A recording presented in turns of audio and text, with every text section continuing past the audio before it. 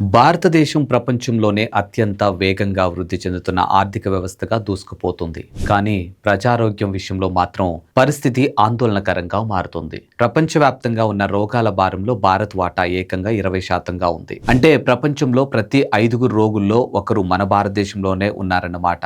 కానీ విచారకరమైనటువంటి విషయం ఏంటంటే ఆరోగ్య రంగంపై దేశం చేస్తున్నటువంటి ఖర్చు మాత్రం ప్రపంచ వ్యయంలో కేవలం 1% మాత్రమే పరిమితమైంది. దీనికి సంబంధించినటువంటి పూర్తి వివరాలు ఇప్పుడు చూద్దాం. ప్రముఖ ఆరోగ్య నిపుణులు వెల్లడించినటువంటి తాజా గణాంకాల ప్రకారం భారత్లో వైద్య ఆరోగ్య మౌలిక సదుపాయాలు మరియు ప్రభుత్వం ఖర్చుపై తీవ్ర చర్చ జరుగుతుంది. ప్రపంచవ్యాప్తంగా నమోదవుతున్నటువంటి రోగాల్లో 20% భారత్లోనే ఉన్నాయి. ముఖ్యంగా గుండె జబ్బులు, మధుమేహం, క్యాన్సర్ వంటి అసంక్రమిత వ్యాధులు వేగంగా విస్తరిస్తున్నాయి. ఆరోగ్య రంగానికి కేటాయిస్తున్నటువంటి నిధులు ప్రపంచ సగటుతో పోలిస్తే చాలా తక్కువగా ఉన్నాయి. కేవలం 1% ఖర్చుతో ఇంతటి భారీ జనాభాకు నాణ్యమైన వైద్యం అందించడం సవాల్గా మారింది.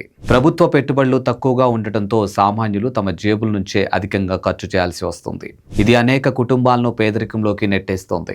రాబోయే రోజుల్లో దేశం ఆర్థికంగా మరింత బలోపేతం కావాలంటే మానవ వనరులు ఆరోగ్యంగా ఉండటం అత్యంత కీలకం. కాబట్టి ప్రభుత్వం ఆరోగ్య రంగంపై బడ్జెట్ కేటాయింపులను పెంచి గ్రామీణ స్థాయి వరకు వైద్య సదుపాయాలను మెరుగుపరచాల్సినటువంటి అవసరం ఎంతైనా ఉందని నిపుణులు హెచ్చరిస్తున్నారు. ఇలాంటి మోర్ అప్డేట్స్ కోసం చూస్తూనే ఉండండి ప్రగతి మీడియా.